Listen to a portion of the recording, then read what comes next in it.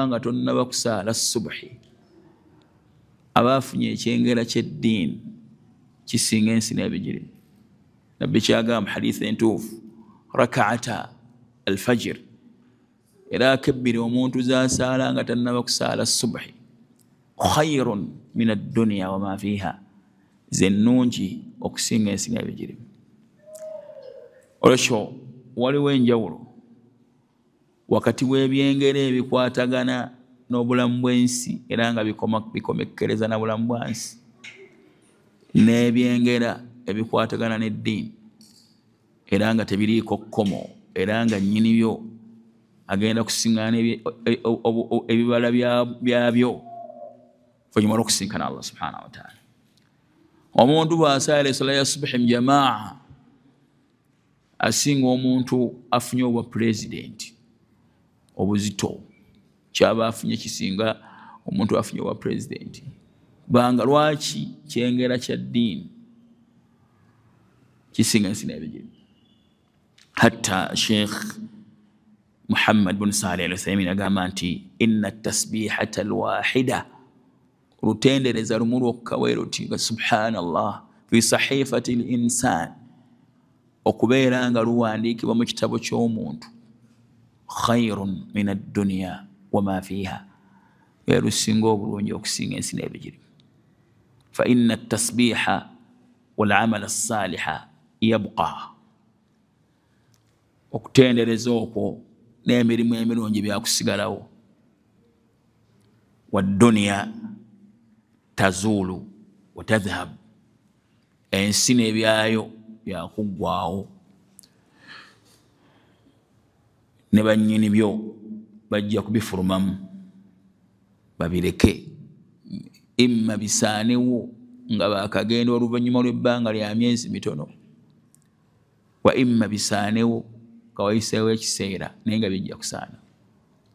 Sallallahu salamata alafia. N'olwekyo kyengera kinene okubanga tutudde wano nga twagala tuyige butya bwe tusinza Katonda waffe. Teri kya muwendo ng'omuntu okubeera mu nsi muno ng'amanyi nti yatonda lwa kusinza ya Mutonda, n'afaayo n'atakabana okulaba butya bw'asinze ya Mutonda mu butuufu bw'okumusinza. Era teri kya muwendo ng'omuntu okubeera mu nsi muno ng'amanyi eri okusinkana Allah subhanahu wa ta'ala, n'afaayo n'atakabana okulaba butya bw'atuuka eri Allah subhanahu wa ta'ala ng'amusiimye. Omu ku baakulembera abalongoofu munne yamuyimiriza ng'atambula nga tiyimirira nina kye nkugamba, n'amugamba nti yimiriza enjuba. Bw'enaamala okuyimirira nange nja kuyimirira. Lwaki? Abaakulembera abalongoofu baakitwalanga nti buli ssaawa buli ddakiika gye balina ku nsi yeetaagisa okubaamu ne kye bakoleramu, kubanga baali bamanyi nti ekiseera kyonna bajja kuddeera Allah subhanahu wa ta'ala. Wa an laysa lil insani illa ma sa'a, muntu talina okuggyako ekyo kyatakabanidde kyakoledde. Wa anna sa'yahu sawfa yura, era buli muntu ajja kulaba butya bwe yakola. Thumma yujzaahu al-jazaa al-awfa, oluvannyuma buli muntu ajja kusasulwa empeera esaanira butya bwe yayita mu nsi. Sallallahu salamata wa afia. Oluvannyuma ekya ebitiibwa tugenda genda mu maaso n'okutunuulira ekitabo kyaffe eky'omuwamanyi waffe Sheikh Muhammad bin Abdul Wahhab rahimahullahu ta'ala nga n'omunnyonnyozi Sheikh Salih al-Fawzan. Ekitabo nga bwe nzija nnyonnyola bulijjo kirimu ebitundu bisatu. Kirina ennyanjula, kirina n'omulamwa, kirina n'enkomekkereza. Tuli ku nnyanjula, tuli ku masala asatu omuwandiisi ge yagamba nti kya bwatteeka ku muntu yenna okubeera ng'agamanya. Tuli ku masala ag'okubiri ge njagala twongereze we twakoma, naye nga tunaba kwongereza we twakoma tugenda kuddamu tugasome. Omutwe gugamba nti Allahu subhanahu wa ta'ala, peegi ya 35, la yarda أن يشرك معه fi ibadatihi ahadun tasiima kubeera nga agattibwa n'ekintu kyonna mu kusinzibwa kwe. Olwo qaida etteeka ne ligamba bwe riti oba amasala ne gagamba bwe gati. Athaniyatu masala ag'okubiri anna Allaha la yarda mazima Allah tasiima an yushraka ma'ahu ahadun okubanga agattibwako ekintu kyonna fi ibadatihi mu kusinzibwako.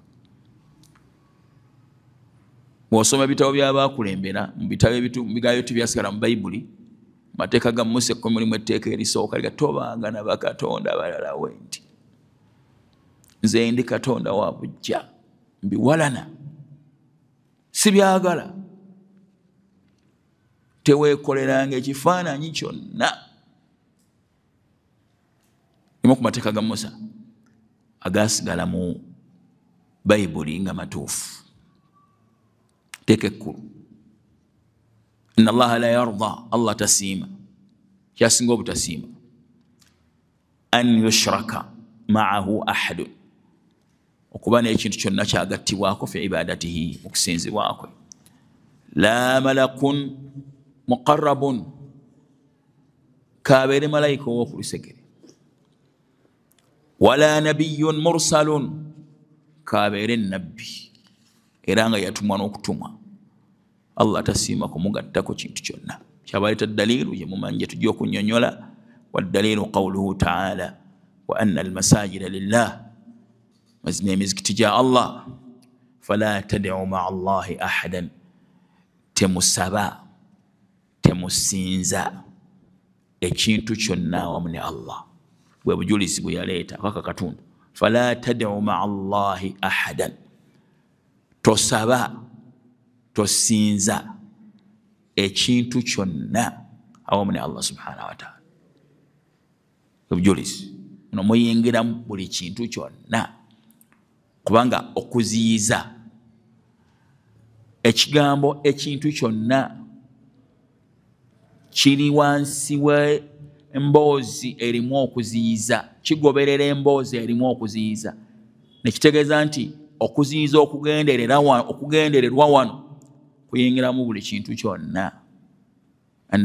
Annakratu fi siyaqi nahyi tufiidu al-umum lyetteeka.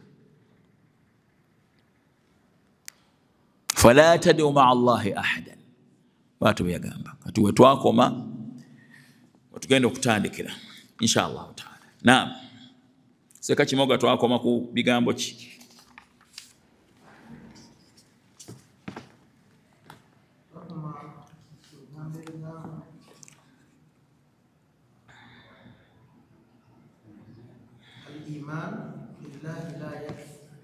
Twamalawo tugenda ku kigambo ekigamba nti naam bw'amala okuleeta obujulizi mu Qur'an obulaga nti okukkiriza obukkiriza Allah tekimala. فالإيمان بالله لا يكفي. Okukkiriza Allah tekimala nti waali. Okukkiriza nti Allah waali tekimala. Okukkiriza nti la ilaha illa Allah tekimala. Illa ma'al kufri bit-taghut. Okujjako nga kiri wamu n'okuwakanya byonna ebisinzibwa ebitali Allah subhanahu wa ta'ala. Statement esooka okukkiriza nti la ilaha illa Allah tekimala okutuusa ng'owakanyiza byonna ebisinzibwa ebitali Allah. Statement esooka. Eno statement eyingiramu abasiraamu esooka ekwata ku basiraamu ti omusiraamu okugamba obugambe nti la ilaha illa Allah tekimala illa ma'al kufri bit-taghut. Ojjako nga okugamba nti la ilaha illa Allah kuli wamu n'okuwakanya ebisinzibwa byonna ebitali Allah subhanahu wa ta'ala. Kuba Allah olina kusooka kumala kuwakanya n'olyoka okkiriza. Okukkiriza tekusobola kuyimirirawo awatali kuwakanya. Wala Allah nti faman yakfur bittaghuti, yenna awakanya byonna ebisinzibwa ebitali Allah, wa yu'min billah, nakkiriza Allah, sooka kuwakanya, faqad istamsaka bil'urwati alwuthqa, oyo aba yeekutte ku ŋŋanga ennywevu, aba yeekutte ku la ilaha illallah, la nfisaama laha, etagenda kutuka. So ina kusooka kuwakanya n'olyoka okkiriza. Tosobola gamba nti okkiriza ate owakanyizza, ekisooka. Wala mu hadithi endala mu kitabu kya Muslim byagamba nti man qaala la ilaha illallah wa kafara bima yu'badu min duni llah haruma maaluhu wa damuhu wa sabara Allah azza wa jalla. Agamba nti la ilaha illallah n'awakanya byonna ebisinzibwa ebitali Allah, haruma maaluhu, maali ebeera ya muzizo, wa damuhu, tetwalibwa, n'omusaayi gwe teguyiibwa, wa hisabu ala Allah azza wa jalla, tetumulwanyisa kubanga mukkiriza. Okubalibwa kukuli eri Allah subhanahu wa ta'ala. Kyabayongerako n'agamba nti wa illa, singa bwe bityo bwe byali, falmushrikuuna yuminuuna billah, abashiriku bakkiriza Allah. Kiyali agezaako okutegeeza wano, abashiriku baali bakkiriza Allah subhanahu wa ta'ala nti waali nga bwe kiri olwaleero.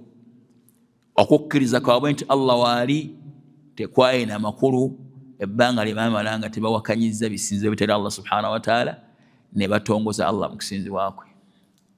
Munfunye?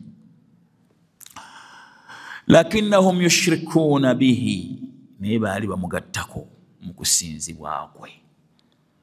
Wama yu'minu aktharuhum billah illa wahum mushrikuun, abasinga obungi mu bo tebakkiriza Allah, abasinga obungi mu bantu tebakkiriza Allah okuggyako nga bamugattako. Bimaana bakkiriza okusinzibwa kwe, bakkiriza obutonzi bwe n'obulezi bwe, ne bamugattako mu kusinzibwa kwe. Ntegereka bwete bwetavunula aya n'amakulu amalala. Bayyana subhanahu, Allah yannyonnyola, yatunnyonnyola, anna indahum imanun billah, tibalina ke bakkirizaamu Allah, walakin yufsidunahu bishiriki waliyadhu billah, naako ke bakkirizaamu Allah bakoonoona ne shiriki, ow'okubanga bamugattako ebintu ebirala mu kukola ki? Mu kusinzibwa kwe. Nabagamba nga tugenda katundu akalala nti abantu mu nsi bateekululwamu emiteeko esatu. Muteeko ogusooka, be bantu nga la ya'buduun, tebasinza, be bantu abatasinza, abaagaana okusinza Katonda. Gurupu esooka, bawakanya okuba kwa Katonda, kwa Allah subhanahu wa ta'ala. Abo kuffar min akfari nnaasi, basinga abantu bonna obukafiri. Abasinga mu Europe, sijja gande basinga bangi mu mawanga g'abazungu. Teeko ogwokubiri, abantu abagamba nti basinza naye nga bebagatta ku Allah subhanahu wa ta'ala ebintu ebirala. Wano gw'omuteeko, bagamba nti basinza naye nga bebakola ne shiriki.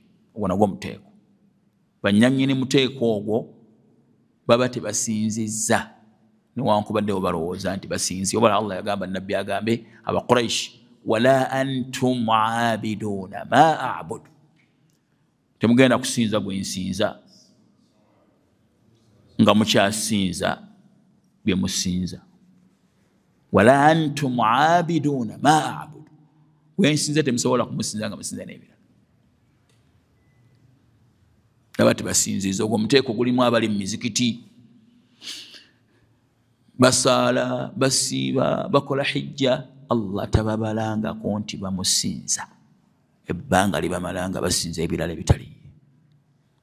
Muteeko ogwokusatu, alladhina yu'minuuna birububiyati llah wa yushrikuuna bihi fil uluhiyya, abakkiriza obulezi bwa Allah n'obutonzi bwe naye ne bamugattako mu kusinzibwa kwe. Ogwo nagwo nga tebasiramukangako naye bakkiriza nti ye mutonzi nga bamugattako. Kuyingiramu abasamize abali mu Asia, abasinza babbuda, abasinza biki, abasinza ente, abasinza ebintu ebyenjawulo, abasinza emmese, abasinza emiti mu Afrika, abasinza bene basinza sinza abafu nabayingira. Mwogo muyingiramu n'abakristaayo abagamba nti bakkiriza bannabbi naye nga batu basinza bannabbi ebagamba nti bebakkiriza. Ne babeera nga okukkiriza kwabwe nti Katonda waali nga bebasinza bannabbi tekulina makulu. Tekulina makulu. Nalabye ennaku zino akavidiyo ng'omusajja mu Yudaaya asoma eddiini ya Kiyudaaya, gy'asoma eddiini ennyini naye yennyini temutuusa mu jjana, naye nga avumirira abakristaayo. Agamba abo tetuli nabo. Tetuli nabo. Eddiini gye basoma ya gundi ya kicupuli si ntuufu. Creating si ntuufu tebeeri Katonda. Erimu okusinza ebitali Katonda. Eyo namba nnene mu nsi. Ntegerekese. Muteeko ogwokuna be bantu abaoleka nti bakkiriza Allah kungulu nga munda bakafiiri. Bayita abannanfuusi. Allah kati wa mina nnasi man yaqulu amanna billah wa bil yawmil akhir wa ma hum bimuminin. Bantu mulimu abagamba nti bakkiriza Allah n'olunaku lw'enkoba naye nga si bakkiriza. Muteeko ogwokutaano be bakkiriza abakkiriza nti la ilaha illa Allah Muhammadu Rasulullah. Abakkiriza Allah ne basinza Allah ne bamwawula ku buli kintu kyonna. Ntegerekese. Naam. Sheikh agamba hadha maana qawli Sheikh. Makulu g'ekigambo kya Sheikhani Muhammad bin Abdul Wahhab rahimahullah anna man abada Allah ti yenna asinza Allah subhanahu wa ta'ala akkiriza nti la ilaha illa Allah wa ataa ar-rasula n'agondera omubaka fa innahu la yushriku billahi shay'an tasobola kubeera nga agattako Allah ekintu ekirala lianna Allah la yarda an yushraka ma'ahu ahadun fi ibadati kubanga Allah tasiima kumugatta ku kintu kirala kyonna mu kusinzibwa kwe. Omuntu akkiriza nti la ilaha illa Allah Muhammadu Rasulullah nga bweri tasobola kugattako Allah kintu kyonna tekisoboka nga bwe kiri mu kikola ekirala kye tulina okola kigenda okulaba mu maaso. Naam. Masala amalala ag'okubiri kyabayangalako n'agamba Sheikh qala sallallahu alayhi wasallam yagamba Nabbi sallallahu alayhi wasallam fima yarwihi an rabbihi mweyo byatunyumiriza okuva kato kyebeta hadith al-Qudus yabigambo Nabbi byalipotinga nga bwe biri okuva eri Allah subhanahu wa ta'ala. Naam. Akifaanagana nga gwe bw'oyinza okutumwa wayina gye bakutumye bagenda oyogere ebigambo bino obyogere nga bwe babikuwadde. Hadith al-Qudus abakoze eki abikuwadde biva eri Allah subhanahu wa ta'ala n'abigamba Nabbi n'abyogera sallallahu alayhi wa sallam. Naam. Qala ta'ala agamba Allah subhanahu wa ta'ala ana nze aghna ash-shurakai an ash-shirk ndi mugagga sina bwetaavu bw'abeegassi bw'abwegassi. Nze ndi mugagga sina bwetaavu bw'abwegassi bw'abeegassi. Sina bwetaavu bw'abeegassi tinga abantu bwe beegatta nga balina kye baagala okukola basobole okubeera nga bakimaliriza. Nange nina obwetaavu obw'okwegatta n'abalala mu kye njagala okukola, oba nina obwetaavu obw'okubeera nga omuntu agamba nti ansinza ng'asinza n'ekirala. Ndi mugagga sina bwetaavu bwa kungattako. Sina bwetaavu. Ndi mugagga sina bwetaavu. Naam. Man amila amalan ashraka ma'i fihi ghairi taraktuhu wa shirkahu akola omulimu gwonna nangattako ekintu ekirala mu mulimu ogwo gwakoze taraktuhu wa shirkahu muleka n'ekyo kyabanga sseeko mulekera kyangasseeko omulimu gwe ngumulekera ne kyangasseeko kyangasseeko kyabaaguwa zesaagala agwe ekyo kyangasseeko nze sigwagala. Hadithi eno abamanyi bagyesembesa ku shirk al asgar, ku riya, ku kabandabe nga balaga nti kabandabe shirk, era omulimu omuntu gwakoddemu kabandabe gumuddizibwa. Wakadhalika yesembesebwa ku shirk al akbar, yesembesebwa ku shirk omuki omunene etya ti omuntu yenna alowooza nti alina ibaada zonna zakola nga azikolera Allah naye ng'asaba n'abafu, ng'asaba n'obuti, asaba emiti, asaba abalongo, asaba bino, Allah talina bwetaavu bwa ibaada z'oyo. Wala nti mu Qur'ani mu aya ze twalayo yagamba Allah subhanahu wa ta'ala ayogera ku bannabbi abaasooka 17 18 agamba Nabi Muhammad sallallahu alaihi wasallam walau ashraku la habita anhum ma kanu ya'malun, singa bangattako bannabbi abo benkunyumirizaako nalisazaamu emirimu gyabwe. Naye yennyini namwe la in ashrakta la yahbatanna amaluka, naawe nekakutanda nongattako mirimu gyongisazaamu wala takunanna min alkhasirin. Ntegerekise talina bwetaavu bwa bwegasi, talina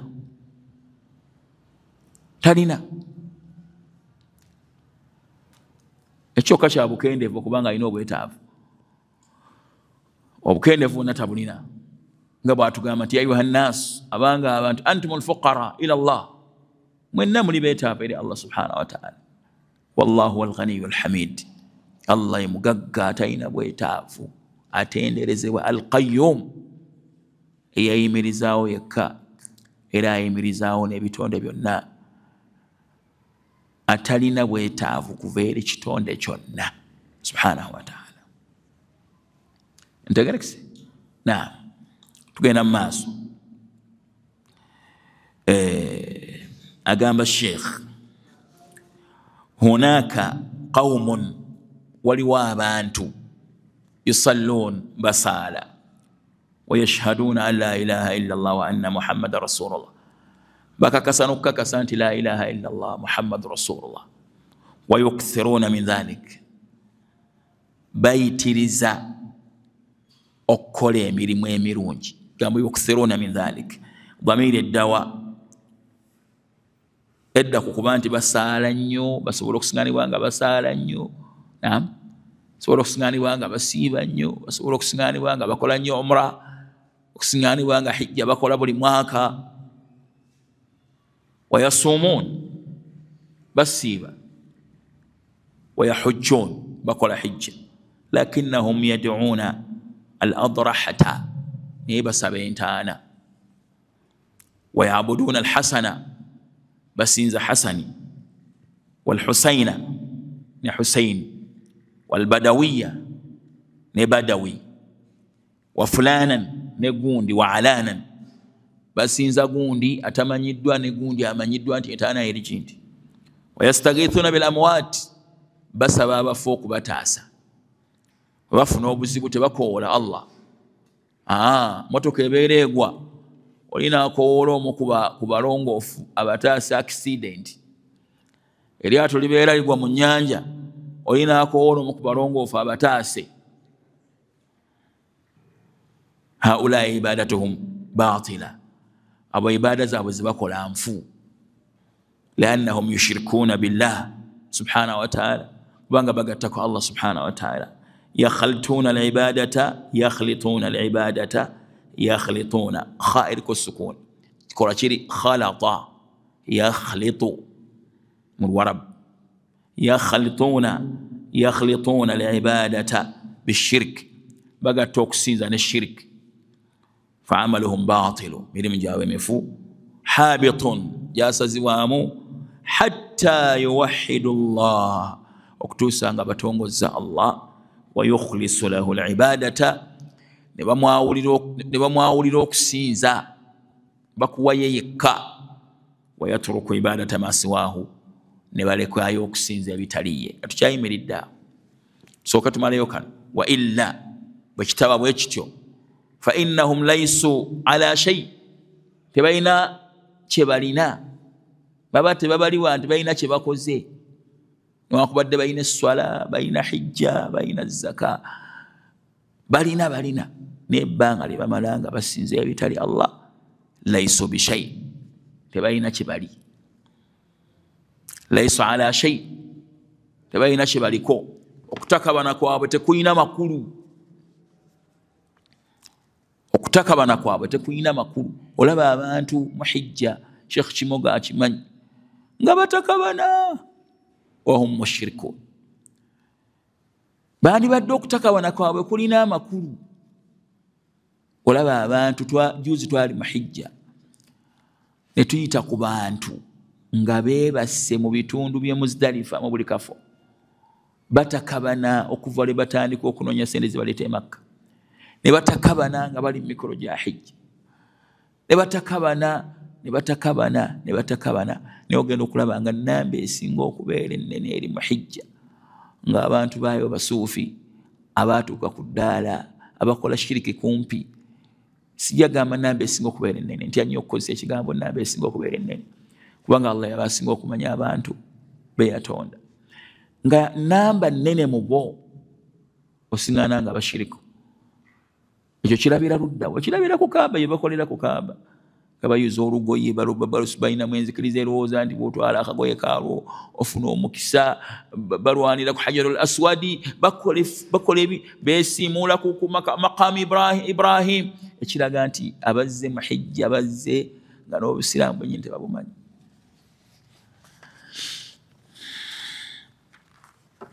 Agamba Sheikh, fayajibu tanabbuhu lihaadha, tuteekeddwa okubeera nga tuzuukuka ne tukitegeeza n'abantu. Anna Allaha la yarda an yushraka maahu, Allah tasiima kumugattako kintu fi ibadatihi, yushraka maahu fi ibadatihi ahadun, tasiima kumugattako kintu kyonna mu kusinzibwako. Kainan man kaan, kakibe ki kaabaani, la yarda subhanahu bimusharakati ahadin, tasiima kwegatta na kintu kyonna, mahma kaana, kakibe mu ddaala lifaanana litya. Lialla yaquula ahadun, omu muffe aleme kugamba, wano wenyini we twakomuseka Kimoga nanziza emabega, ana attakhidhu min al-awliya as-salihina wat-tayyibina shufaa, ewasaza nawo mikwano gya Allah abalongoofu nze mbasinza kumpolereza. Kigendererwa kyange mu kubasinza bakole batya? Kumpolereza. ma nad'uuhum illa liyuqarribuna ila Allahi zulfa, twagala kutusembeza eri Allah. Nze sibasinza lwakirala nti affe tuli boonoonefu. Kale Badawi, Husaini, Tijan, Shadhili bebatuusiza edduwa zaffe eri Allah nga bakiri mubakristaayo. Ffe Yesu tetumusinza, watulaba nti ffe tuli babi mu maaso ga Katonda, twetaagisa okubeera nga tusaba abatuukirivu batuusiza edduwa zaffe, esaala zaffe. Siŋŋaana akaabirira ekifaananyi amaziga tekimutuusiza edduwa ze eri Katonda. Agambye Sheikh, la yarda subhanahu bimusharakati ahadin mahma kana lialla yaqula ahadun. Statement eno mugyetegereze, tasiima agati waleme kubaayo agamba ana attakhidhu min al-awliya as-salihin wat-tayyibin shufaa, anze njagala bampolereze. Kitegeeza nti bw'aba tasiima na kusaba kintu kyonna ng'ogamba nti kikola kitya, kigenda kukuwolereza, kubanga buli lwakukkiriza okusaba ekintu kikuwolereze aba akukkiriza okumugattako ekirala. Allahu akbar. Kino ekigambo Fawzani ayogera kinene. Allah yamuwa tawfiq. Abantu abateekawo ebintu ne bagamba nti mwe bayitira bagenda okukomekkereza nga bye basinza. abantu abateekawo ebintu byebagamba nti bano bebatuukirivu abatutuusiza essaala zaffe bwagenda okukyanga abatuukirivu be bakatonda abasinzibwa. Kati Allah tasiima kumugattako kintu kyonna, yagaana n'okugaana okusaba ebitali ye nti bikutuusiza edduwa gy'ali. Akugamba nti musabe direct, ud'uuni astajib lakum, musabe nja kubaanukula. Wa idha sa'alaka ibadi anni fa inni qarib. Abadde nga babeera bakubuuzizza ku nze bagambe ndi kumpi. Abamanyi bagamba nti ensonga endala ezisigadde Allah yagamba nga nabbi ateekemu ekigambo qul, naye ku ddu'ati yakigamba yasalunaka anil mahid qul huwa adha fa'tazilu an-nisaa fil mahid. Bakubuuza ku mukyala ali mahid bagambe nti adha, qul bagambe. Yasalunaka anil ahilla qul hiya mawaqitu linnas wal hajj qul yajja. Bakubuuza kino bagambe bwoti. Naye bamubuuza ku dduwa aqaribun rabbuna fanunaji, ali kumpi twogerekama am ba'idun fanunadi, oba ali wala tumukowoole. Tiyamugamba nti qul bagambe, banga tayagala bakayungirizi mu kumusaba, tayagala oba akayungirizi mu kukola ki.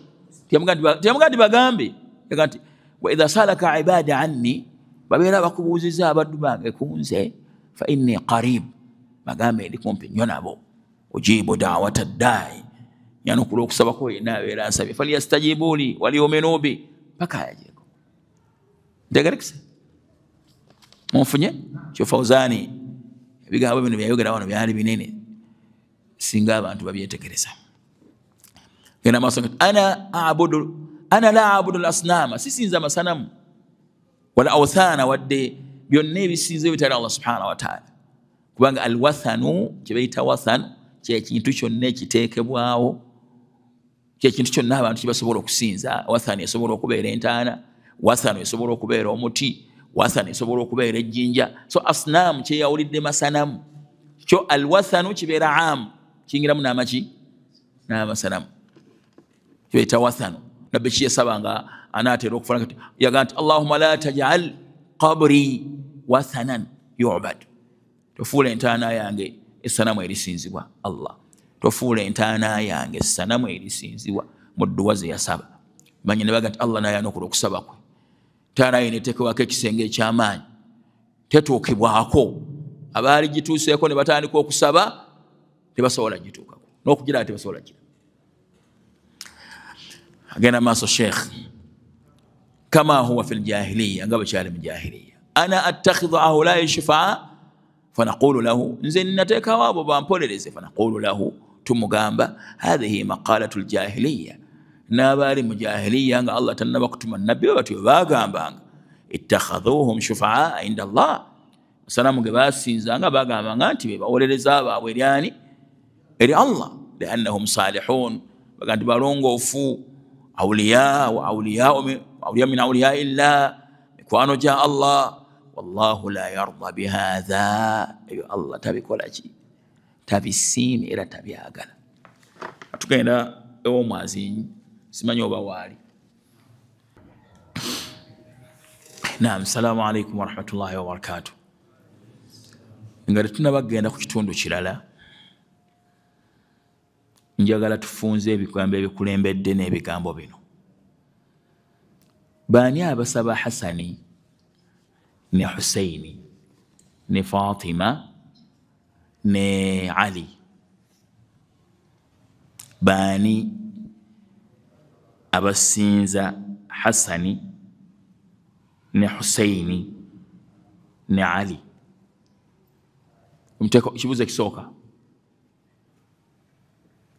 Naam, abashia bebayita ba ithna ashariya, ba ithna ashariya. Bensubira nti oboole abasinga obungi mu ggwanga lya Iran. Lwaki babasaba? Baga nti bali mu ddaala lya waggulu, bakuumwa tebagwa mu mazambi. Fubuka yayogera emabegakaawo omushia ng'atulumba, ng'agamba ti ye yeewuunya bw'abanga Hassan ne Husaini sayyida ahli aljanna ebagenda shababi ahli aljanna ebagenda okukulira abavubuka b'omujjana. Ayinza atya okubeera nga Husaini yatemulwa abantu ne batafaayo ku lunaku lwe yatemulwa naye ate ne babeera nga bafaayo ku kusiiba olunaku olwo nga bajjukira okutaasibwa kwa Nabbi Musa? Oyinza otya okulekawo owuwo n'otwala atali wuwo? Ekyo kyennyini kiraga nti bakulembeza Husain ku lwa Nabbi. Oyinza otya okugeraageranya Nabbi Musa ne Husain? Husaini sahaba, si Nabbi. Musa Nabbi. Bwe batyo bategeera eddiini. Ate Husaini yagenda okukwatako okuyingiza ejjana, aye n'obeera nga tokulembeza Husaini, aye n'osiiba olw'okujjukira nti Allah yataasa Musa. Ng'omuntu abiwulira atamanya alowooza nti bigambo bya makulu so nga bigambo bya kibuyabuya, bigambo bya butamanya bye yali ayogera. Ekibuuzo ani yatugamba okusiiba olunaku lwa Ashura? Nabbi sallallahu alaihi wasallam yennyini yalusiiba. Mu kiseera ekyo Husaini yali waali oba yali taliiwo. Kyetukola tukole ekyo Nabbi kiyakola. Tetukola ekyo kye mwayiiya eky'okulufu olunaku lw'okukungubaga okwekibuze okutaliiko okuyigiriza kuva ku Nabbi sallam, okwefumita ebiso n'okwekuba empi nane mutonya omusaayi. Ekyo Allah Nabbi yakibalagira bakikole oba bubuze oba bwonna bubuze. Ntegerekesa bulungi. Lwekyo abasinza Hasani ne Husaini hatta osobola okubeera ku Kaaba owulira nga oli ayita Husaini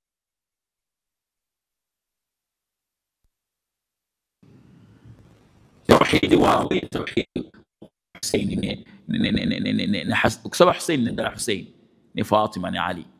Hatta omu kubona agamba nti Allah subhanahu wa ta'ala yagamba nti agenda kuwejjana omuntu yenna agondera Ali ne bw'alibanga amujeemedde. Ti Allah agenda kuwejjana omuntu agondera Ali ne bw'alijeemera Allah. Ati Allah agenda kwokya omuntu omuliro alijeemera Ali ne bw'aliba amugondedde. Entegeera bwetyo bwefaanana ey'ekibuyabuya abashanja bategeeramu Allah n'obusiraamu. Ntegeera ey'ekibuyabuya b'Ithna Sharia. Ntegeerekesa bulungi abuseeka bayogerako wano. Basaala, basiiba, bagenda e Makka naye nga basaba Husain, basaba Hasan, basaba Ali, basaba Fatima, basaba baimaamu. Basaba baimaamu ye tawhidi gye bali. Kifaanagana nga abalala ab'enzikiriza endala. Okusaba abatuukirivu ye tawhidi. Omuntu okugenda ku maaso g'ekifaananyi ky'omutuukirivu n'amusaba, oyo aba ategedde nnyo Katonda. Sallallahu salamata wal afiya. Bwe gubeera omuteeko gumu. Kakati baani abasinza Badawi? Baani abasinza Badawi, basinza Shadhili, basinza Tijan, basinza Aidalus? Abo bonna bayitibwa basalihin, bayitibwa balongoofu. Abantu abasinza babasaba. Badawi, Aidalus, Tijan, Shadhili. Baani abasinza? Abo basuufi. Bawulaatu suufiya. Abasuufi abasukka ekkomo. Abasinza bamaseeka. Olwaleero waliwo abali e Sudaani nga basinza ne bamaseeka babavunnamira abalala. Abasuufi abali mu ddaala erya waggulu ennyo mu bubuze babita bawulaatu suufiya. Abali mu mawanga nga bw'olaba Mali. Senta yaabwe eri Senegal. Senta yaabwe eri Senegal. Senegal ye senta y'obusuufi obususse ennyo. Senta eri Senegal. Senegal, Mali, Ivory Coast. Osiŋŋaana amawanga ago ng'abasiraamu bangi naye nga kagutha Isirayiri. Nga byovu. Ng'abasiraamu bangi naye nga balinganga abatali bangi. Babeera mu hijja n'otunuulira. Oyo abamanyi n'otunuulira tasarrufu zaabwe. Otuneetegeera gye bategeeramu eddiini. Allahu akbar. abantu bali mu kusaba bali mu kuyimba mu tentisi zaabwe essaawa 10 enjuba enaatera okugwa bali mu kuyimba bali mu kuzina mazina ne bajja bangi mu hijja naye nga abalina amakulu mu bo batono osiŋŋaana abaana be tusoma ne Saudi Arabia ng'omwana amanyi nnyo Oluwarabu kafuru ayina emituuni ku mutwe yakwata ekitabo gundi ku mwoyo n'abasomesa abalala babatya abasomesa Oluwarabu babatya n'okubambalira olw'obukugu balina mu Luwarabu owanga abavudde mu Nigeria Mali n'amalala naye nga aqida sifuru zikiriza nfu 0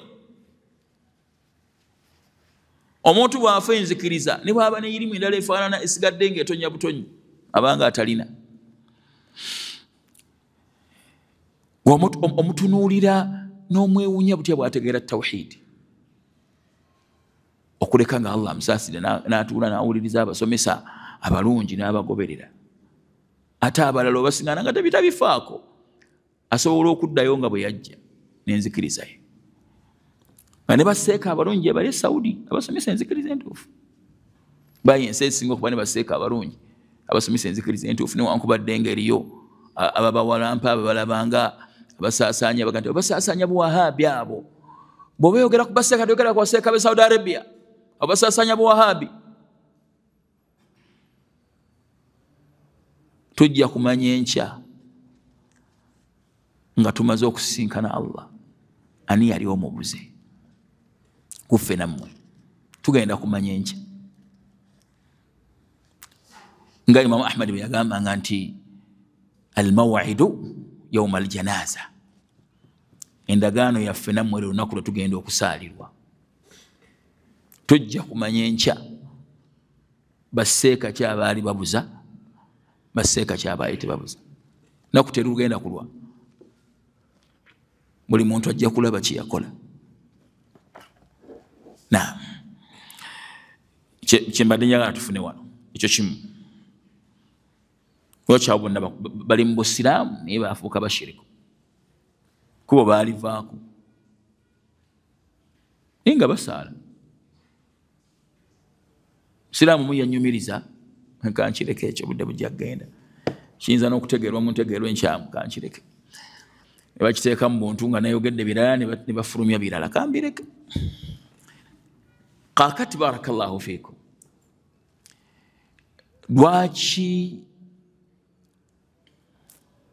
Allah subhanahu wa ta'ala teyetaaga bakayungirizi tujja kituukako mu maaso njagala kusooka kubuuza lwaki Allah subhanahu wa ta'ala bwe tuba tumusaba tetwetaaga bakayungirizi na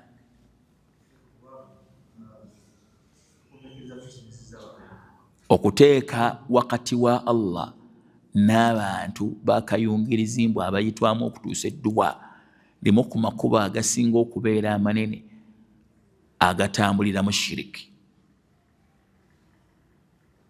olaba nti abantu wano abali wano abagenda enamugongo abava mu bitundu ebyenjawulo abava mu mawanga ag'enjawulo omuntu ajja enamugongo ng'azze kujjukira batuukirivu bamala okumugamba nti abatuukirivu abo nti wegenda obasaba essaala bagikutuusiza eri Katonda agenda okukomekkereza mu butamanya bwe nga akaabira omutuukirivu amuyamba amusaba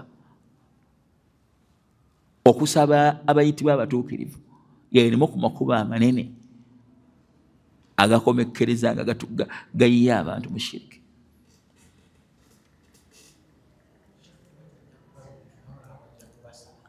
era abantu tebakyajja nti bazze kujjukira bazze n'ebizibu byabwe nze navudde egindi nga nina ekizibu kyange gundi ani mu gundi wo nze gundi gwe nsaba nange nsaba gundi yammalira ebizibu byange nange nsaba gundi kakkananga Katonda takyayogerwako ng'aboogerwako byebitonde kakkananga nannyini nsi tayogerwako mu masinzizo ya subhanallah nannyini nsi n'atayogerwako mu masinzizo ebitonde ne byogerwako mu masinzizo okusinga eyabitonda ya subhanallah ebitonde ne biteekebwa ku maduuka ne bitimbibwa gundi amala gundi akuuma gundi ayamba nga nannyini kutonda bitonde tayogeddwako abantu ne balowooza nti bwe bulungamu. Ya subhanallah, obuze ekyo obusinga obwo. Naam, lwaki tewateekeddwa kubeerawo kayungirizi wakati w'omutonzi n'ebitonde? Songa ziri ssatu. Lwaki Allah teyeetaaga bakayungirizi? Songa esooka, Allah subhanahu wa ta'ala alimun, mumanyi, amanyi obwetaavu bw'ebitonde nga tebinnaba kumubuulira bwetaavu bwabyo. Ekyetaagisa kyokka bitonde kumutegeeza bwetaavu bwabyo, kubanga abimanyi n'obwetaavu bwabyo abumanyi. Ate ebitonde nga President Museveni yeetaaga baminisita, yeetaaga bakayungiriza bamutegeeza ebiri mu bantu, batabimanyi. Abantu batera okugamba Museveni talina kyatamanyi, byatamanyi bingi kubitambula mu nsi gyakulembera. Biki? Kubanga muntu byatamanyi bingi, yeetaaga bakayungirizi abamutegeeza embeera y'abantu. Ntegereka? Kubanga kitonde. Mwafunye? Allah si bw'ali teyeetaaga bakayungirizi, teyeetaaga baminisita, teyeetaaga prime minister. Teyeetaaga. Ekyokubiri, Allah subhanahu wa ta'ala ghaniyun anil alamin, mugagga talina bwetaavu ku bitonde. Ffe ekitonde kyetaaga abakinyonnyola kiryoke kitebye kirina. Muntu asobola okubeera nga alina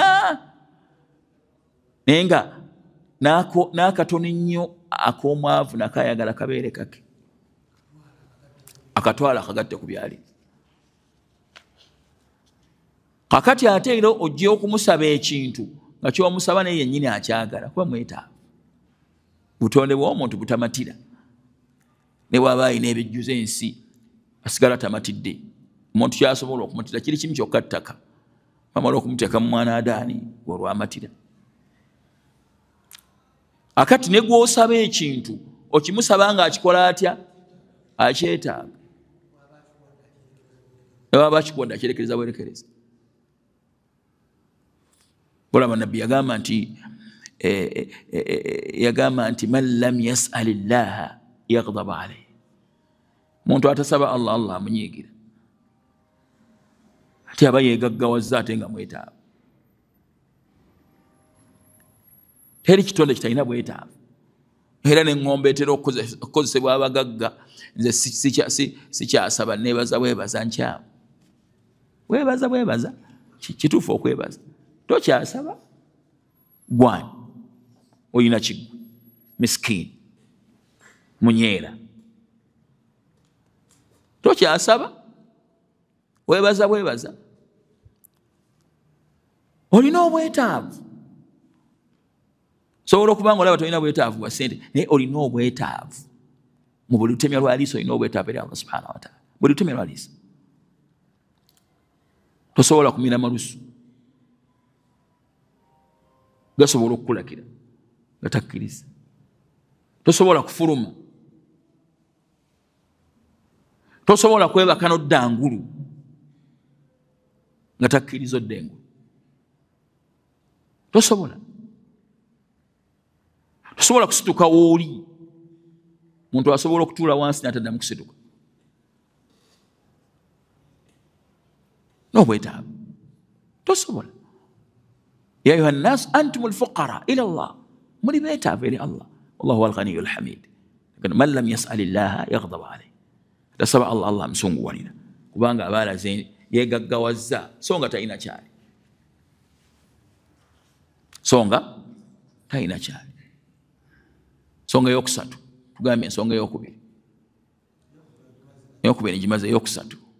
Eyokusatu neerabidde. Yakujjukira bwe najjukira njya gibagamba. Lwaki Allah teyeetaaga bakayungirizi?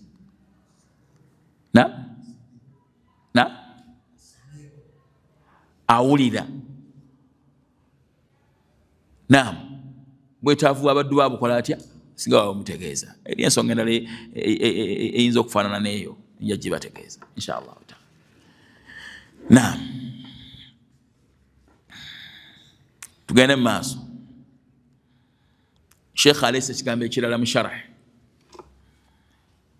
qawluhu la malakun muqarrabun wala nabiyyun mursal. Allah tasima kumugattako kintu kirala kyonna, kaabe malayika w'oku lusegere era kaabe nabbi. Tasima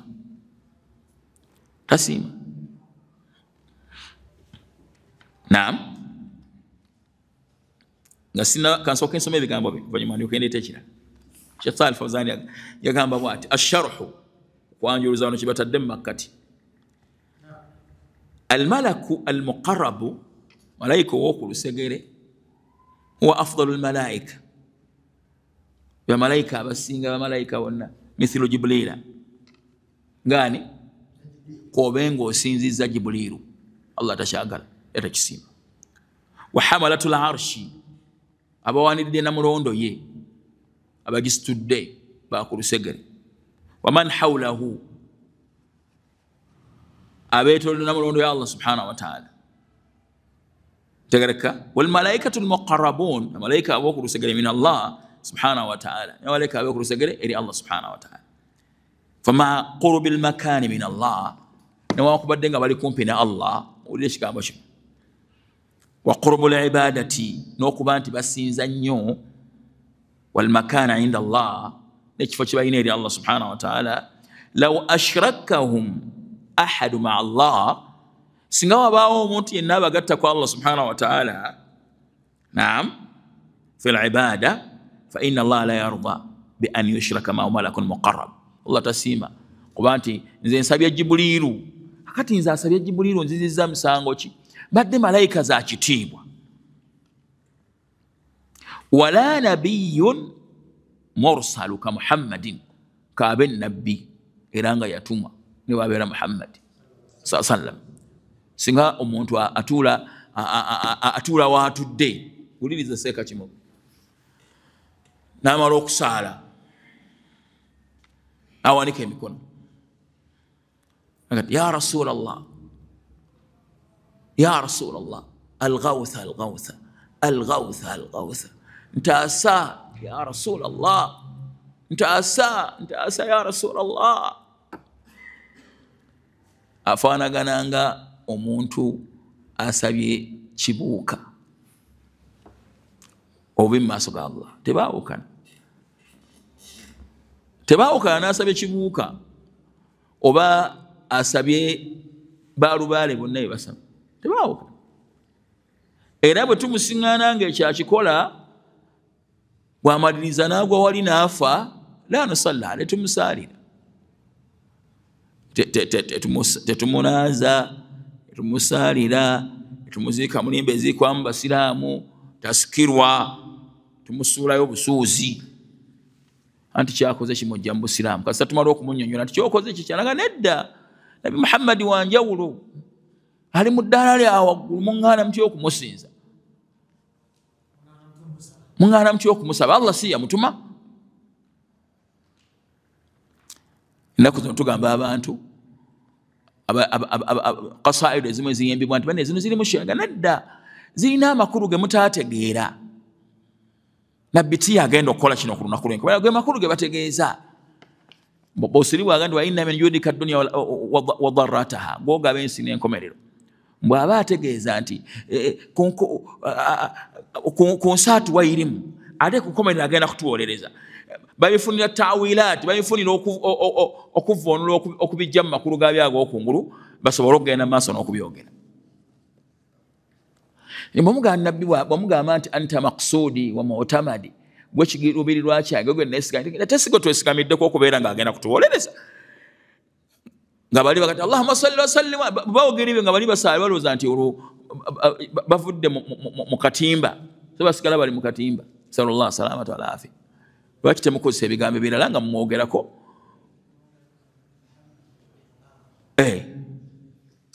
Naam, agamba Sheikh,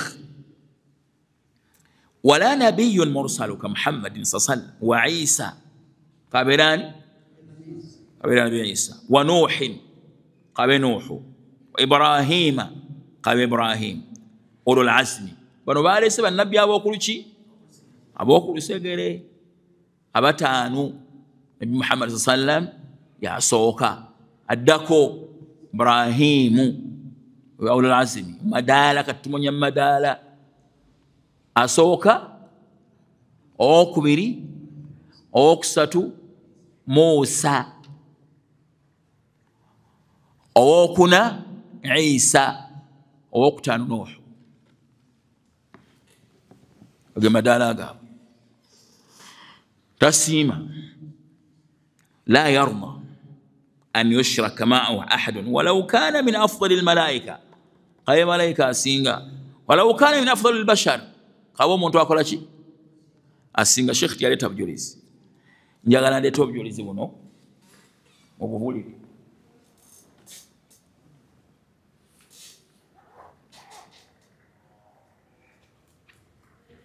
Obosnya suratu madha Al-Maida, tekwa kubeera ina kubeera Nisa.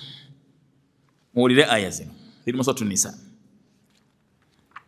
peegi esembayo, zijja kujja ekifaananyi ekyo.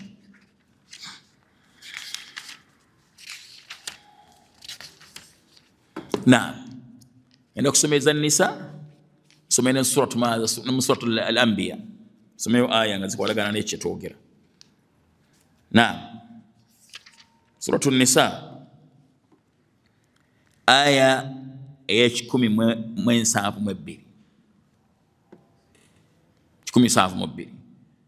Era eno ngifudde ya wajibu ku bali mu ddarasa eno okugenda bagisome. Wajibu otaddeko wajib manziliya, wajib manziliya yakusomeraka.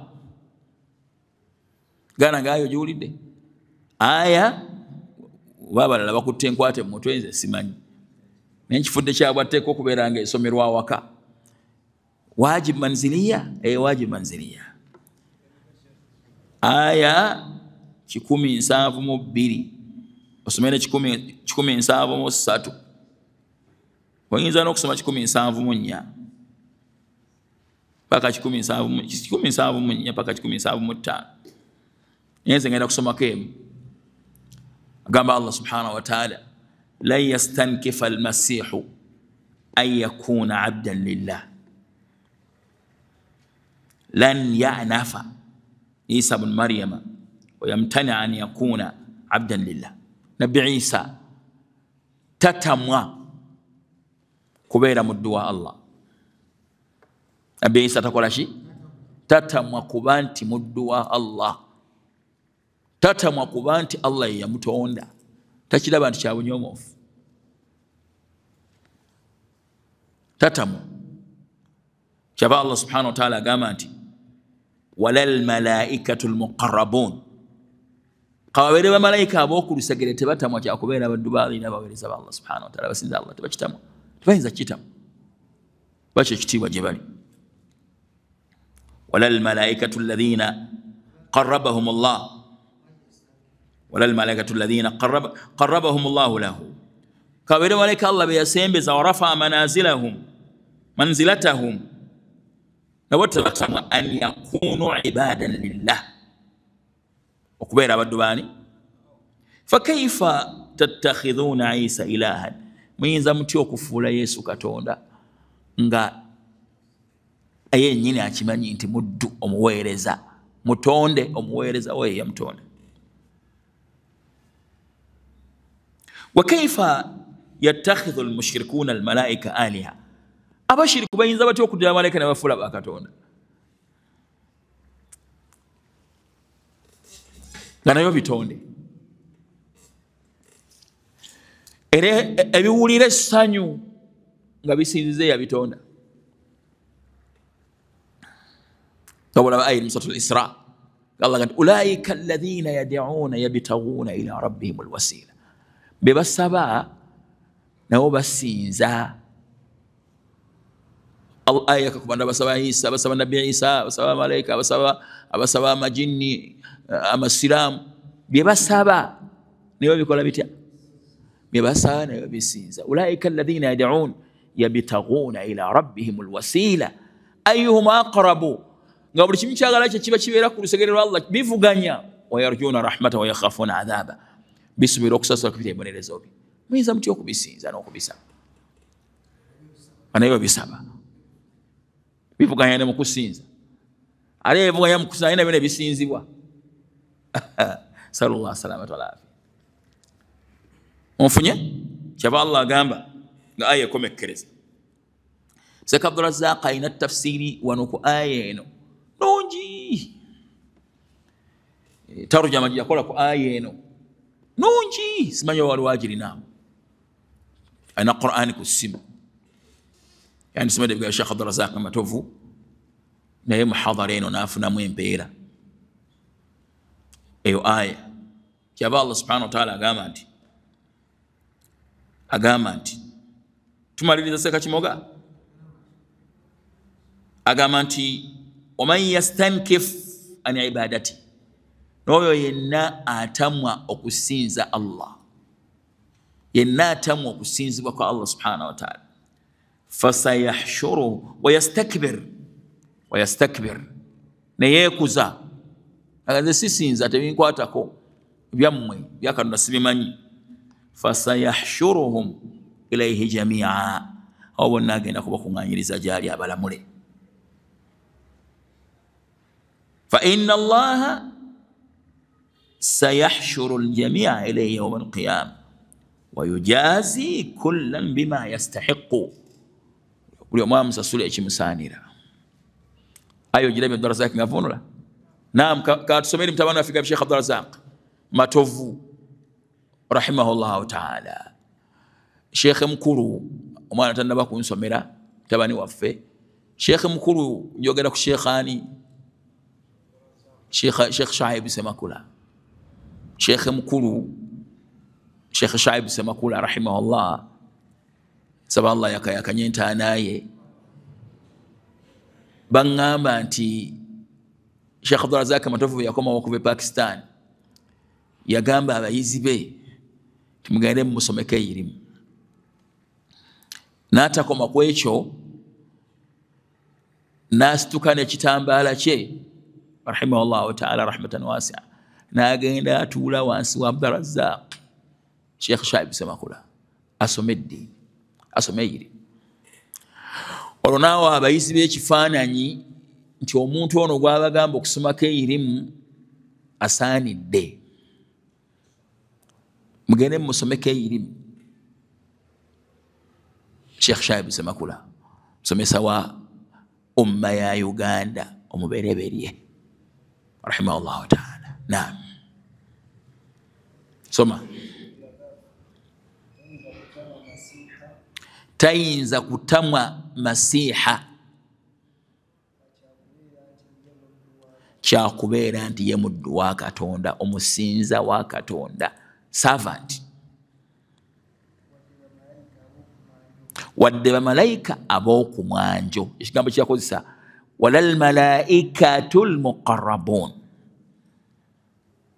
naam kabeera bamalayika ab'okumwanjo ab'okulusegere naam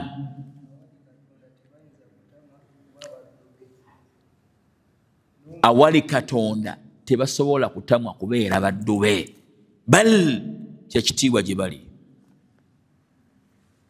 naam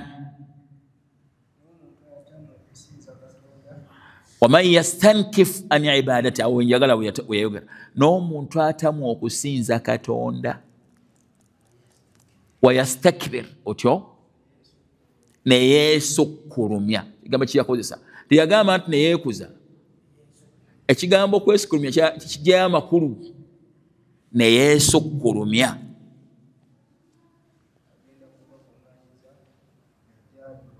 agenda kubakuŋŋaanyiza gyali bonna abalamule olulamulo olusaanira empisa zaabwe embi mu maaso ga Katonda waabwe watamulizaako byavunula saba Allah subhanahu wa ta'ala amusonyiwe ebyagaana akkiriza bye yakola ateeka ekitangala mu ntaana ye amuzuukirizamu ne bannabbi abalongoofu naam olw'omulimu gwe yatukolera naam kakati eyo aya neggwa neno bajja gisoma mu tafsiri ya sheikh muwulire kiyavunula Suratul Anbiya Allah yagamba wati ngenda nayo gikootinga mukiwulirize ya Anbiya ngenda gibawulira enamba yayo Suratul Anbiya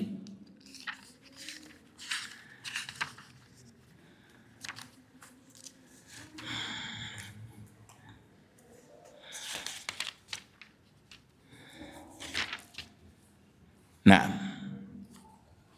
ya Anbiya oyinza okutandika bw'oba oyagala okubimalayo obulungi tandika ne 25 osome wallahi bijja kuba biwanvuye nnyo kati tusome butereevu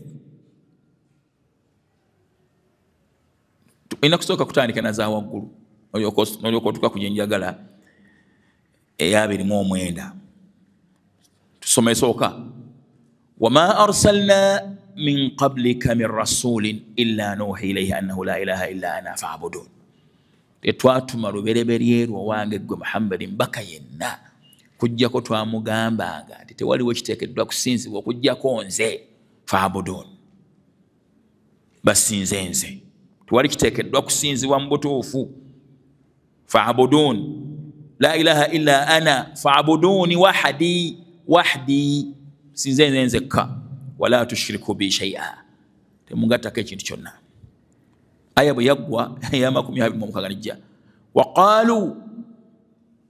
waqalu ittakhadha arrahman walada ne bagamba nti Allah omusaasizi yeteerawo omwana baani aba bagamba kibuuzo nkize kumwe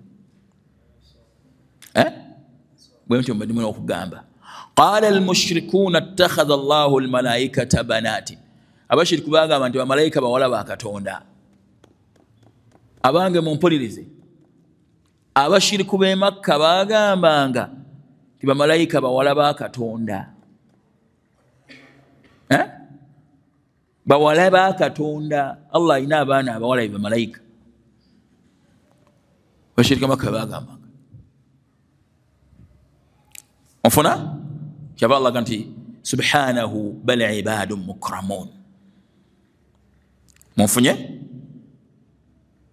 Allahu akbar tanazzaha subhanahu wa taqaddasa amma yaquluna min al-kadhib yasukuru ma Allah yomogera kebyo bulimba bal al malaikatu ibadullah ekitufu ky'okubanga abalayika bitonde bya Allah mukramun minhu muqarrabuna ilayhi yasalawuna agulumiza kusinzira ku ntonda gye yabitonda nekiyabibwa bal ibadun mukramun azimu nabiyita ibadun baddu bimaana bitonde bye yatonda era biweereza mu maaso ge mukramun ismu maf'ul bye yasalawo n'agulumiza okugwa nti yabigulumiza ekitegeeza nti biri mu ddaala lisabwa oba erisinzibwa kyava agamba mu aya bino byebikulaga nti Qur'an ekigendererwa kyayo kunnyonnyola abantu kitiibwa kya Allah nakuba nti Allah si kitonde Allah wanjawulo wawe busiraamu era ekwatagana olabye aya zino bwe zikwatagana n'ez'emabega naam kyava ayongerako n'agamba la yasbiqunahu bilqawl wahum biamrihi ya'malun eya 27 la yataqaddamuna rabbahum biqawlin teboogera nga tannaba kwogera teboogera fala yantiquna bihi hatta ya'murahum tuusa lwabalagira wahum biamrihi ya'malun bakolera ku biragiro bye fala yukhalifuna lahu amran talina kyabalagira ne batakola bakyawukanako talina eyo aya bamalayika kati anyono bebaani bemugamba nti bawala ba Allah bemugamba be bano eya 28 ya'lamu ma bayna aydihim wa ma khalfahum ولا يشفعون إلا لمن ارتضى وهم من خشيته مشفقون. يا ابن مؤمنانا يعلم ما سبق أعمالهم يعلم سابق أعمالهم ولاحقوها. أماني إمرم جاب بباسو كوكولا نيبالي كولا. ولا يسألون الشفاعة إلا بإذنه. تبا مسابق وولي رزا مونتو ينوكو جاكونغا مزوكو بكيريزا. لمن ارتضى الشفاعة له oyo gwabasinya awoleleze nga bwe kigenda kubeera kunakubekomere. wahum min khawfihi subhanahu hadhirun, bamutya okutya okulaze ewala n'okwegendereza okulaze ewala. fala yukhalifunahu fi amrihi wala nahi, tebamwawukana ku kyonna kyaba balagidde wadde kyaziyizza, bamutya okutya okusembayo. kati eddako yensinga okwagala endesizana bino yembasomedde. waman yaqul minhum inni ilahun, jakusoma ayo mukwana Sheikh Abdul Razzaq ya bil mu'minina min duni fadhalika najzihi jahannama kadhalika najzi adh-dhalimin. ya bil mu'minina waman yaqul min al malaika, singa wabayo malaika yenna agamba min babil iftiradi, singa ebayo kala ayinza okukola kino, inni ma'budun min duni llah, tinange nze nsinzibwa mu kifo kya Allah. fa innana najzihi ala qawlihi bi'adhabin jahannam, ekigambo ekyo kimule tuba tugenda kumusasula ne jahannam, bangenda mwenyeza jahannam kabe malaika. waman yaqul minhum inni ilahun min dunihi fadhalika najzihi jahannam, oyo bangenda kumwenyeza jahannam. kadhalika najzi adh-dhalimin, wende wenza sula abali azama bwetu tutusula abali azama. Tekisoboka naye singa kibaayo ne malaika neefutuka yegamba nti nze musinze nze musabe nze, naye agiyingiza omuliro. waman yaqul min almalaikati min babi liftiraq inni ma'budun min duni llah fa innana najzihi ala qawlihi, kigambo ekyeyogedde malaika tugisasula bi'adhabi jahannama yawma alqiyama khalidan fiha, yalubereramu yo. wa mithlu hadha aljaza, empeera efaanana bwetyo najzi adh-dhalimina bilkufri, tugisasula abali az'amaanyi bilkufri, obuli az'amaanyi obukafiri, washirki billah, okugattako Allah subhanahu wa ta'ala. somera aya Sheikh Abdul Razzaq ng'agivunula.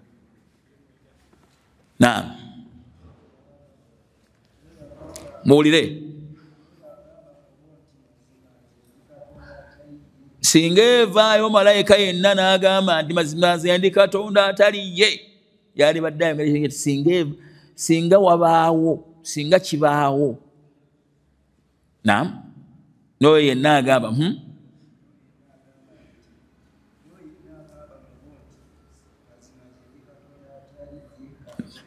atali Allah subhanahu wa ta'ala, tuba tugenda kumusasula mu jahannam. kakasa nti Sheikh ebigambo byayogera Abdul Wahhab rahimahullah, la malakun muqarrab, kaye malaika waki okumwanju, wala nabiyyun mursal, kabe nabbi eranga mutume, Allah tasiima kumugattako kintu kirala kyonna. era ebitonde byasinga okunyiigira byebitonde ebimugattako ebintu ebirala.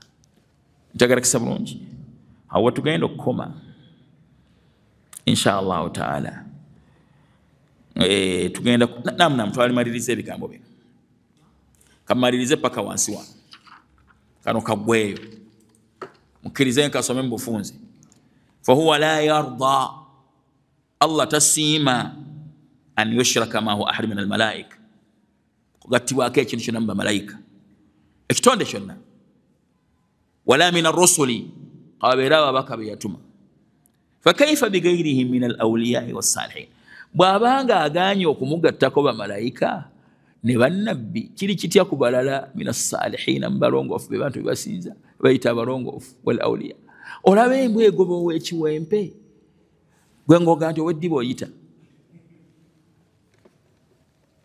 fakaifa bigairihim, kiri kitya ku balala.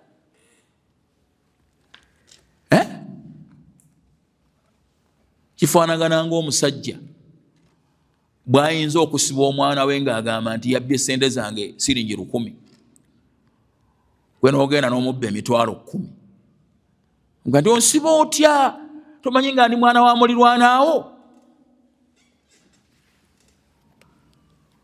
sente ze nakubye ntono nnyo toyinza zisibira mwana wa mulirwanaawo nga yasiba owuwe nga bbye 1,000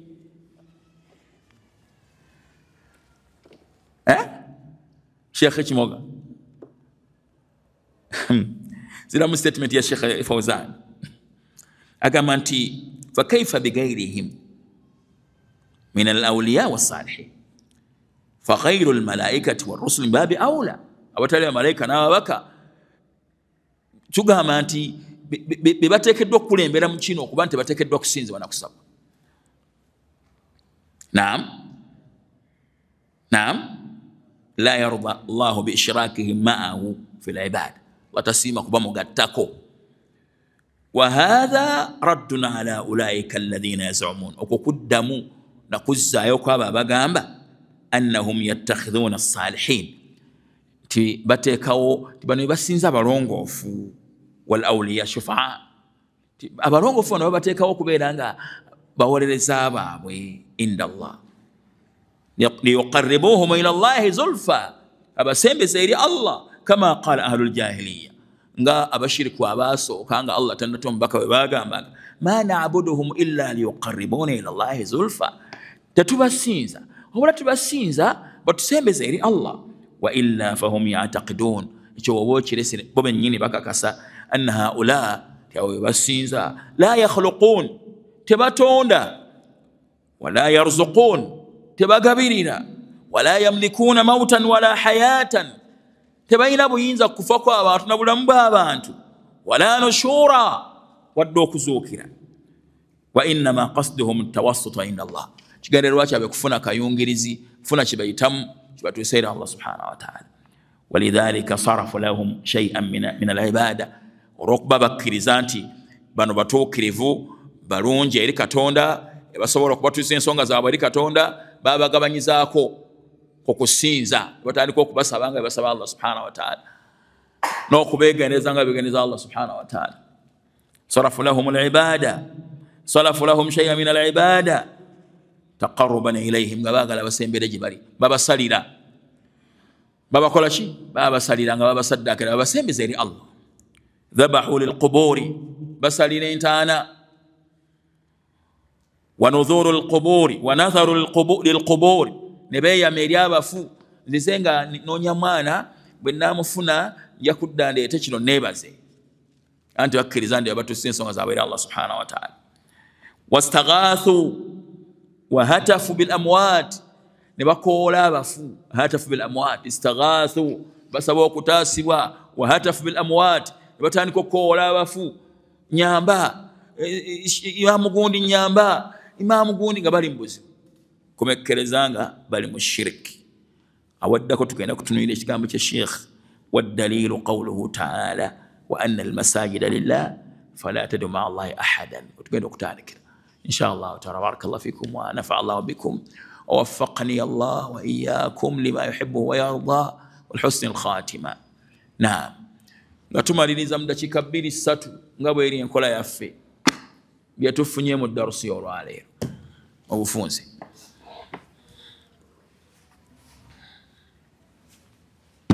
ayo bitiibwa muntu nuulire nze mugenyi omukulu nze mugole lekisibina ebyabantu bebaleeta abagole abantu babalabeko abatali baabwe nze mugole mu bugole obulala.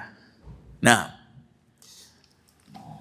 biki byatufunye mu darasa y'olwaleero njagala point 3. Naam,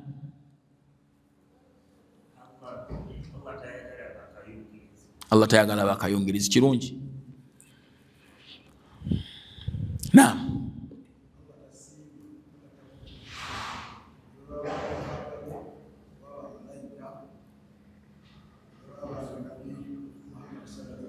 Allah tasiima kumugattako kitonde kyonna kakibenga kiri mu ddaala eryenkanawa kakibe ekyokumwanjo okusembayo abamalayika ab'okulusegere tasiima era singa ebaayo malayika yenna abantu singa ebaayo malayika yenna afutuka nagamba bannange musabe singa ki mimbabil iftirad naye yandimwokezza omuliro kiraga oweewa shiriki obunene bwa shiriki.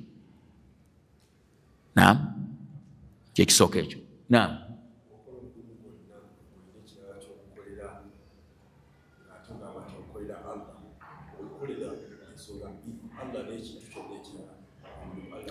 kola omulimu gwonna gw'ogamba nti ogukolera Allah, okukolera n'ekirala ekitali Allah oyagala kikulabe, omulimu ogwo Allah agukulekera. Era singa ogamba nti osinza naye nga olina ne shiriki, mirimu gyo Allah tajagala. Pointi yakubiri. Naam,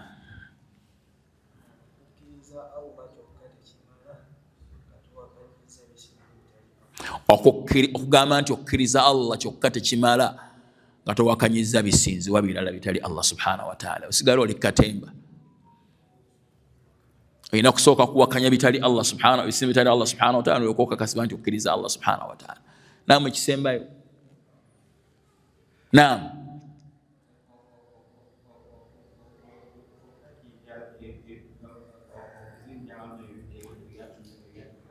kutasinza Allah byatugaana. Barakallahu fik, waffaqaka Allah li husni al-khatima. Naam, ja'alaka min ahli al-janna, ja'ala Allahu al-jannata mathwana wa mathwakum. Naam, ekisembayo kitono nnyo kimutuwe ekisembayo. Naam, naam Sheikh Chimoga sokoleke. Naam,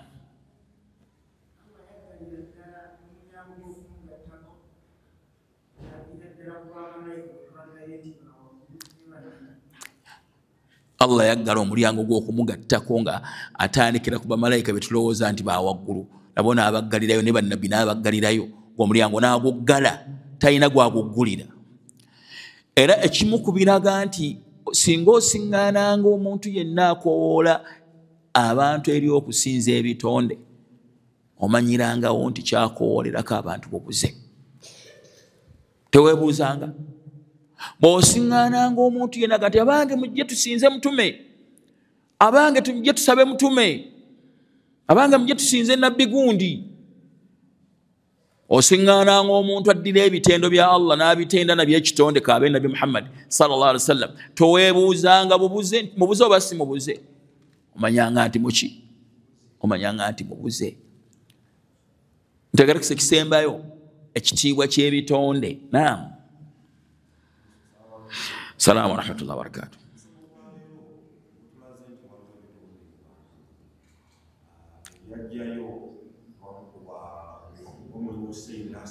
Naam,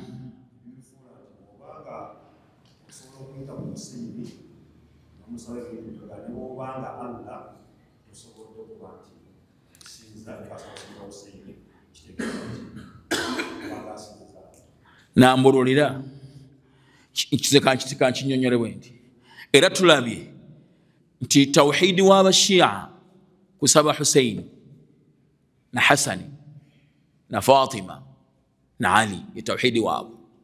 Tulabye n'okulaba omu ku bashia eyayogera nga alaga nti Allah agenda kuwa omuntu ejjana ebbanga lyalimala nga agondedde Ali ne baali bajemedde Allah, ate Allah agenda kwokya omuntu omuliro ebbanga lyalimala nga ajemedde Ali ne baali bagondedde Allah. Tulaba n'okulaba omuvubuka eyagamba nti oyinza otya okugamba nti musiiba Ashura nga mwebaza Allah olw'okutaasa Musa ne mulekayo okubanga mukuza mukongobagira okuttibwa kwa Hussein ng'ate Hussein yagenda okubayingiza ejjana. Obo bonna butamanya era bubuze. Naam, mbadde mmaliriza nakirala kamalirize nakyo kuba tumaze nedda kankome kwoyo. Kino mukitegeera abasiraamu nti ekimu ku biraga obutuufu bw'eddiini y'Obusiraamu kwe kubanga eddiini y'Obusiraamu naleeta ebintu bisatu ebyogerako emabega. Al-Islaamu huwa ad-diinu al-wahiidu alladhi yad'u ila ibadati llahi wahdahu la sharika lahu. Obusiraamu y'eddiini yokka ekoola abantu eri okusinza Allah mu bw'omu awatali kumugata ku kintu kirala. Pointi eyokubiri, al-Islaamu huwa ad-diinu al-wahiidu alladhi yufarriqu bayna al-khaaliq wal-makhluuq. obusiraamu yeddiini yokka eyawula wakati w'omutonzi n'ebitonde. Obusiraamu tebugatta wakati wa bitonde na mutonzi. Kakibeere ng'ekitonde kirina ekitiibwa ekifaanana kitya, obusiraamu tebugamba nti kyenkanakana n'omutonzi. Tebugamba. Ekimu ku biraga amazima g'eddiini eno. Ekyokusatu, al-islaamu huwa ad-diinu al-wahiidu alladhi yu'azzimu Allah haqqa ta'ziimi. Obusiraamu yeddiini yokka ewa Allah ekitiibwa mutuufu w'okukimuwa n'ekimwawulira.